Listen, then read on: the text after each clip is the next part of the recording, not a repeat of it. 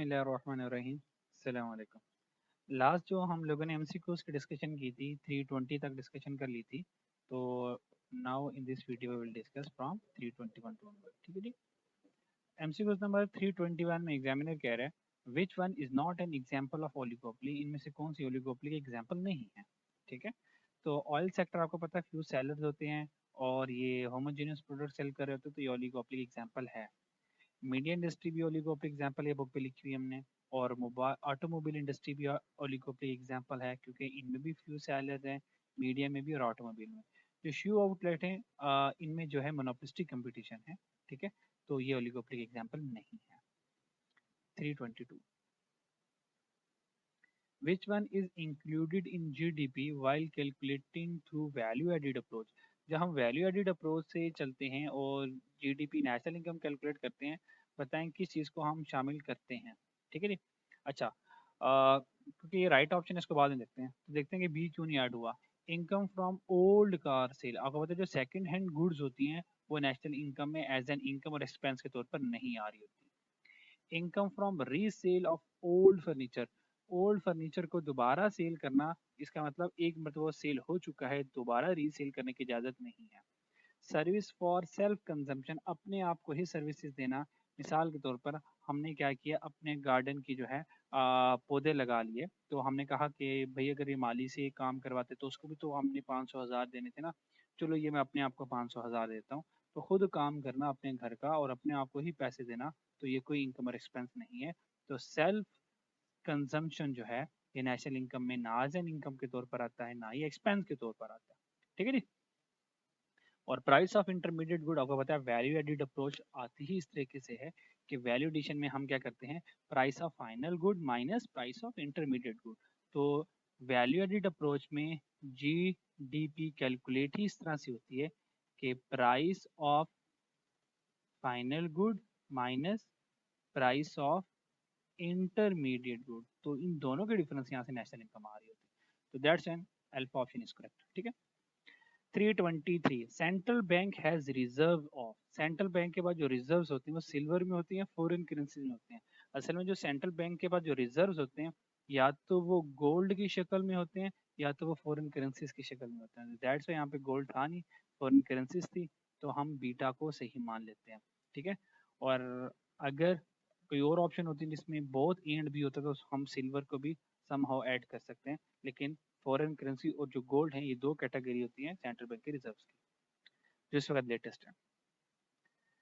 अच्छा जी, reason of inflation बताएं इनमें से किस वजह से इन्फ्लेशन आती है। ठीक है, वन बाय वन पढ़ते हैं। Aggregate supply fall, aggregate supply अगर फॉल कर जाए क्या उस वजह से इन्फ्लेशन आती है। हमने कहा ये तो समझ नहीं आएगी, तो हम जरा डायग्राम की मदद से हेल्प कर लेते हैं, हेल्प ले लेते हैं। ठीक है। तो this is the short run aggregate supply और here is long run aggregate supply. ठीक है। और ये हमारे पास आ गई एग्रीगेट डिमांड। ठीक है, यहाँ से एग्रीगेट डिमांड वाला, तो ये हमारे पास आ गई हमारी एग्रीगेट डिमांड। ठीक है। अब हमने ये देखना है कि किस वजह से हमारी इन्फ्लेशन आ जाएगी। ठीक है, अब इन्फ्लेशन देख लेते हैं ज़रा। तो पहली वाली ऑप्शन क्या था, एग्रीगेट सप्लाई फॉल। अगर एग्रीगेट सप्लाई फॉल कर जाएगी, रीजन ऑफ इन्फ्लेशन है एग्रीगेट सप्लाई फॉल, तो ये एग्रीगेट सप्लाई है। और अगर एग्रीगेट सप्लाई फॉल कर जाए तो आपको पता है aggregate supply curve will shift left पर, तो ये आ जाएगी short term aggregate supply one. तो देखें ये हमारे पास एग्रीगेट डिमांड थी, तो देखें पहले इक्विलिब्रियम ये था, तो प्राइस लेवल ये था। तो जैसे ही शॉर्ट टर्म एग्रीगेट सप्लाई कम हुई तो प्राइसेस इंक्रीज कर गए, इसका मतलब एग्रीगेट सप्लाई कम होने की वजह से तो ये इन्फ्लेशन आ जाती है। तो हम कहेंगे अल्फा सही है। बीटा भी चेक करते हैं। Aggregate demand exceed aggregate supply, अगर एग्रीगेट डिमांड एग्रीगेट सप्लाई से एक्सीड हो जाए तो कह रहा है कि ये रीजन ऑफ इन्फ्लेशन है। तो सेकंड वाली में कह रहे हैं aggregate demand exceed aggregate supply. ठीक है, अगर एग्रीगेट डिमांड एग्रीगेट सप्लाई से ज़्यादा है, एग्रीगेट डिमांड ज़्यादा है एग्रीगेट सप्लाई से, तो देखते हैं वहाँ पर इकोनॉमी में प्राइस लेवल क्या होगा। तो ये देखिए हमारे पास ओल्ड इक्विलिब्रियम ये वाला है, दिस इज दी वन। तो अगर प्राइसेस इससे बिलो होती हैं यहाँ पर, तो देखें ये एग्रीगेट डिमांड ज़्यादा है और एग्रीगेट सप्लाई, मतलब इस वाले फेज में एग्रीगेट डिमांड एक्सीड कर रहा है एग्रीगेट सप्लाई से, तो देखें प्राइस लेवल इक्विलिब्रियम से नीचे ही है, तो ये इन्फ्लेशन नहीं है। यानी कि अगर ये सिचुएशन होगी इसके बाद इंक्रीज आना शुरू हो जाएगा, पर इस वक्त तो हम यहाँ स्टैंड कर रहे हैं ना, तो दैट्स वाई ये प्राइस डिक्रीज है, प्राइस इंक्रीज नहीं है, इन्फ्लेशन नहीं है। एग्रीगेट सप्लाई इंक्रीज, अगर एग्रीगेट सप्लाई इंक्रीज होगी तो देखें एग्रीगेट सप्लाई ये राइट वर्ड शिफ्ट हो जाएगी, और जैसे aggregate supply right word shift हो जाएगी, short run aggregate supply right word shift होगी तो प्राइसेस लेवल डाउन हो जाएगा। तो दैट्स वाई ये भी गलत हो गया, चार्ली गलत हो गया। इंटरेस्ट रेट राइजेस, और जितना इंटरेस्ट रेट ज़्यादा होगा, इंटरेस्ट रेट ज़्यादा होने से होगा क्या, इंटरेस्ट रेट ज़्यादा होने से एग्रीगेट डिमांड ये है जो ये कम हो जाएगी, एग्रीगेट डिमांड कम हो जाएगी, और जब एग्रीगेट डिमांड कम होगी तो आपको पता है हमारा जो प्राइस लेवल है वो क्या हो जाएगा, डिक्रीज हो जाएगा, तो प्राइस लेवल हमारा डिक्रीज हो जाएगा। ठीक है जी। 325, which to which of the two are called transfer payment, बताएं इनमें से दो ट्रांसफर पेमेंट कौन सी हैं। तो सबसे पहले तो ये समझे ना ट्रांसफर पेमेंट है क्या। ट्रांसफर पेमेंट वो पेमेंट होती है जो कि without any activity, without any economic activity जो दी जाती है। ठीक है, फॉर एग्जांपल अगर हम किसी को ज़कात देते हैं तो ज़कात जो है ये विदाउट एनी इकोनॉमिक एक्टिविटी हम किसी को ज़कात पे कर रहे थे, मतलब ज़कात पे करने के बाद हम ये नहीं कहते कि भाई हम आपको ज़कात दे रहे हैं। अव्वल तो अल्लाह का हुक्म ये है कि अगर आप किसी को ज़कात दे भी रहे हो तो उसको ये मत बताएं कि हम आपको ज़कात दे रहे हैं, ताकि उसके दिल आज़ारी ना हो। ठीक है, तो हमने मुसलमानों का ख्याल रखना है, तो बस उसको कहेंगे भाई हमारी तरफ से खिदमत है, हमारी तरफ से हद किया, ठीक है, या हमारी तरफ से आप ना रख लें, हमारी तरफ से इकराम है, उसको मत बताएं कि हम आपको ज़कात दे रहे हैं, ताकि उसकी जो सेल्फ रिस्पेक्ट है वो हर्ट ना हो। ठीक है, तो ज़कात के अगेंस्ट हम उसे काम नहीं करवाते कि भाई हम आपको पैसे दे रहे हैं, ठीक है, चलो अब इसके बदले में हम काम कर लो। तो अगर हमने पैसों के बदले में काम करवाया तो इकोनॉमिक एक्टिविटी होगी। तो ट्रांसफर पेमेंट वो होती है ऐसी पेमेंट, ऐसे पैसे जो हमें without any performing economic activity हमने हासिल की होती है। जैसे कि हमें गिफ्ट मिल गया, अब गिफ्ट हासिल करने के लिए जब हमें गिफ्ट मिलता है तो उसके बदले में हम गिफ्ट देने वाले का कोई काम नहीं करते। ये सारी की सारी एग्जांपल्स हैं ट्रांसफर पेमेंट। ठीक है, तो सैलरी आप देखें, सैलरी के हम काम करेंगे तो पैसे मिलेंगे, तो salary is not the transfer payment. Taxation, हम इनकम कमाएंगे टैक्स देंगे, ठीक है, एक सर्कल चल रहा है इकोनॉमी का, तो ये ट्रांसफर पेमेंट नहीं है। ज़कात जो है, जब हम ज़कात पे करते हैं तो इसके बदले में हम कोई सर्विसेज हासिल नहीं करते। ठीक है जी। और पेंशन फंड, पेंशन फंड में भी हम कोई सर्विसेज हासिल नहीं करते। जब एक गवर्नमेंट एम्प्लॉय ने अपनी पूरी सर्विसेज करियर की दी होती है गवर्नमेंट को, और जब वो रिटायर हो जाता है तो after the retirement of particular person he receive pension fund, वो पेंशन फंड रिसीव करता जाता है, और गवर्नमेंट उसको सिर्फ पेंशन देती है, बदले में उससे काम नहीं करवाती। तो that's Y pension fund is also the type of transfer payment.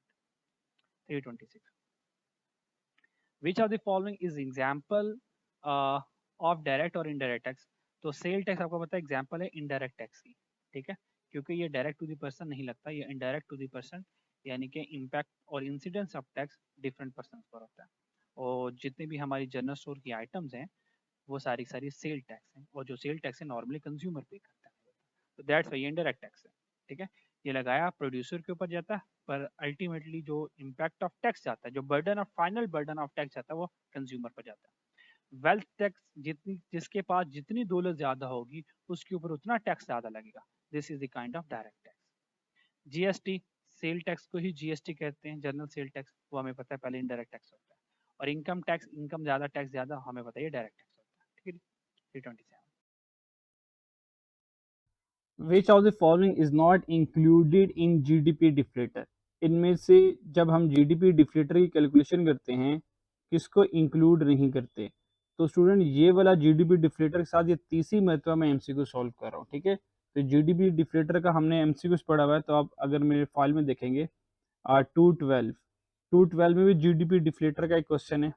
ठीक है, फिर हमने 282 में वो भी जीडीपी डिफ्लेटर का क्वेश्चन पढ़ा, और अब 327 में जीडीपी का डिफ्लेटर है। और तीनों में एग्जामिनर ने एक ही बात पूछी, नॉट इंक्लूडेड, लेकिन सम हाउ थोड़ी सी ऑप्शन उसने डिफरेंट रखी हैं तीनों एमसीक्यूज में। तो किसको शामिल नहीं करते, आपको पता है कि इंपोर्टेड गुड्स जो है वो जीडीपी डिफ्लेटर की कैलकुलेशन में इंक्लूड नहीं होता। ठीक है, तो इसकी डिटेल डिस्कशन मैंने 212 में 282 में की हुई है। ठीक है, तो जल्दी से बताता हूँ, जीडीपी डिफ्लेटर में जब हम रियल जीडीपी और नॉमिनल जीडीपी कैलकुलेट करते हैं, तो जब हम जीडीपी कैलकुलेट कर रहे होते हैं तो जीडीपी कैलकुलेट का फॉर्मूला होता है CIG plus export minus import. ठीक है, अब यहाँ पे देखिए कंज्यूमर एक्सपेंडिचर भी आ रहा है, ये इन्वेस्टमेंट में कैपिटल गुड्स की इन्वेस्टमेंट होगी, तो कैपिटल गुड्स तो देखें जीडीपी में आएगा, और जीडीपी में अगर आ रहा है तो जीडीपी डिफ्लेटर तो रियल जीडीपी और नॉमिनल जीडीपी से मिलकर बनता है। इसका मतलब जीडीपी डिफ्लेटर में कंज्यूमर एक्सपेंडिचर, कैपिटल गुड्स की एक्सपेंडिचर, गवर्नमेंट एक्सपेंडिचर और एक्सपोर्ट ये सब आएंगे, बस इंपोर्ट नहीं आएगी। ठीक है, इंपोर्ट को हम माइनस कर देते हैं, तो दैट्स जो इंपोर्टेड गुड्स होंगे वो जीडीपी डिफ्लेटर का पार्ट नहीं बनेंगे, तो that's why our right option is alpha. तो alpha is the right option. ठीक है जी। 328 very common asking question from the student. Normally student बहुत ही क्वेश्चन पूछते हैं, ठीक है। देखते हैं जरा। If demand equation for good is 18 minus P, यानी कि demand is equal to 18 minus P है, और supply equation supply is equal to 8 plus 3 P है, and price is set equal to 1.5, और जो हमने प्राइस सेट की वो 1.5 पर की, जो कि अबव इक्विलिब्रियम लेवल, जो कि इक्विलिब्रियम लेवल से अबव है। ठीक है, तो बताएं there will be an excess. बताएं अगर प्राइसेस हम इक्विलिब्रियम से अबव सेट करें 1.5, तो बताएं वहां पर क्या एक्सेस होगा। तो अगर मैं इसको जरा डायग्राम से समझाऊं तो आपको ज्यादा बेहतर समझ लग जाएगा। तो here is supply, here is demand. अब सबसे पहले मुझे ये देखना है कि मेरे पास ये इक्विलिब्रियम प्राइस क्या होगी। तो सबसे पहले तो मुझे इक्विलिब्रियम प्राइस जानना है ना। फिर वो कह रहा है इस इक्विलिब्रियम प्राइस के ऊपर जो है, हम यहाँ से ऊपर 1.5 और मजीद ऊपर गए, और फिर ये वाली प्राइस में बताएं सप्लाई एक्सेस क्या होगा। तो हमें ऑब्वियस पता है, यहाँ पे नजर आ रहा है कि इक्विलिब्रियम से ऊपर जो है वो सप्लाई ग्रेटर देन डिमांड होती है, यानी कि एक्सेस सप्लाई है। तो इसका मतलब ऑप्शन या तो बी है या तो डी है, इन दोनों में से एक सही होगा। या तो 14 या तो 6, इन दोनों में से एक सही हो सकता है। तो अगर तुक्का भी लगाना हो तो इन दोनों में से एक पे लगा सकते हैं। अब देखते हैं कि इन दोनों में से सही कौन सा है।